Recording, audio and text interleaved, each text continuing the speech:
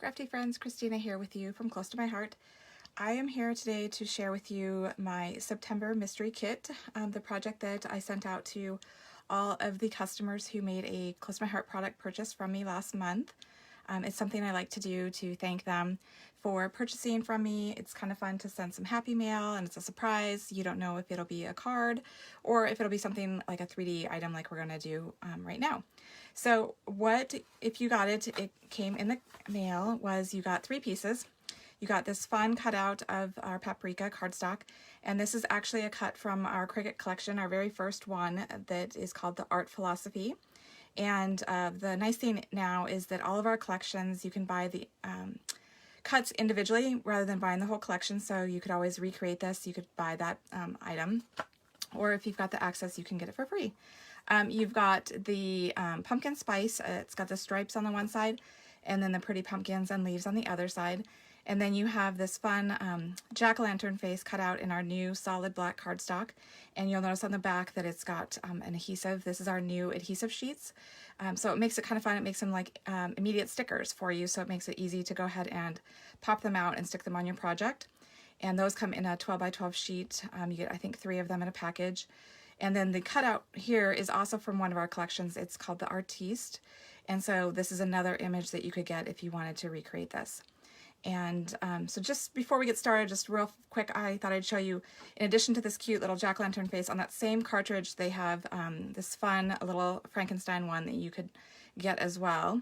So just another idea. And then here I use that same, I just made it a little bit larger, that jack-o'-lantern, to make it for this pumpkin, this 3D pumpkin here.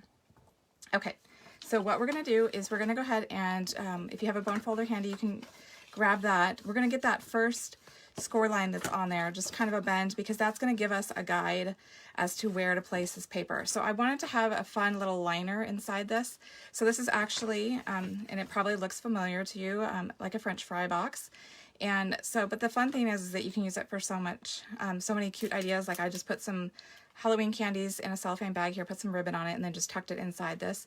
And so that was kind of my goal for you, is that you could have it be something that was fun for you to create, and then it was also something fun for you to give away and bring joy and happiness to someone else. So like I was saying, I kind of wanted to have a liner to it so that it, even though our cardstock is two-tone, so you do have this lighter version of the paprika on the backside, since we're using the true color, which is darker on the outside. I thought it'd be fun to go ahead and place some paper in the inside to line it, so that's also what you see.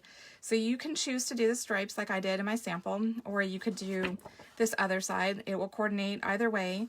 I have my stripes in my sample going horizontally, but this time I'll do them vertically just to show you a difference. And so all you're going to do is, the reason we did that score there on that first one is so that we can see where we need to put our adhesive. So we just need it basically in this middle section here so that we can go ahead and glue down. And I'm putting plenty. Usually I don't use a lot of adhesive, but we really want this to hold. So you're just going to go ahead, and it doesn't need to be exactly to the base, because once we fold it all together, no one's really going to see all the way to the bottom. But go ahead and get it as close as you can.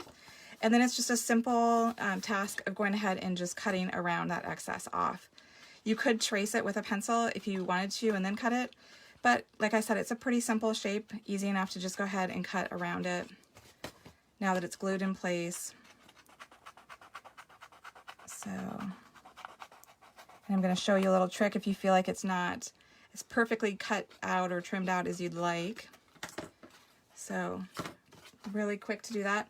So what you can do is, if you feel like it kind of has some flaws or you don't really like it especially, one thing you can do is, I'm going to take our paprika ink and a sponge dabber, is you can go ahead and sponge the edges. It adds some definition, and it also kind of hides any flaws that you may feel like are there. I think that as the creator, we tend to see more flaws in the project than the recipient does. But this is a nice touch that you can do, quick and easy. And like I said, it adds some nice definition to it as well. So, okay, so we've done that. Close that up.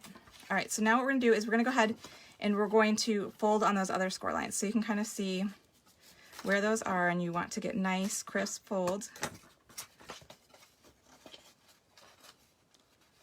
So you've got 2 on the side here of this main part. And then you've got another one that is horizontal, parallel to that first one.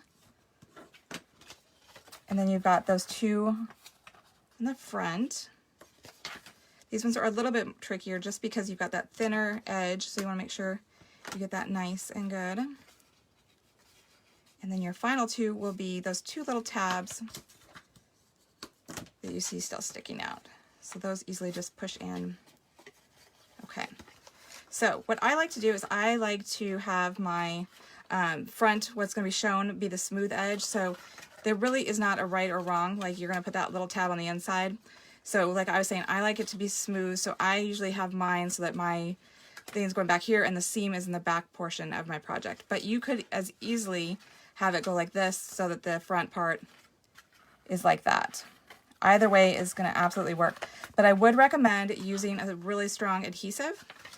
So I'm going to use our adhesive tape, because the reason I say that is because there's going to be tension on it. It's a 3D project.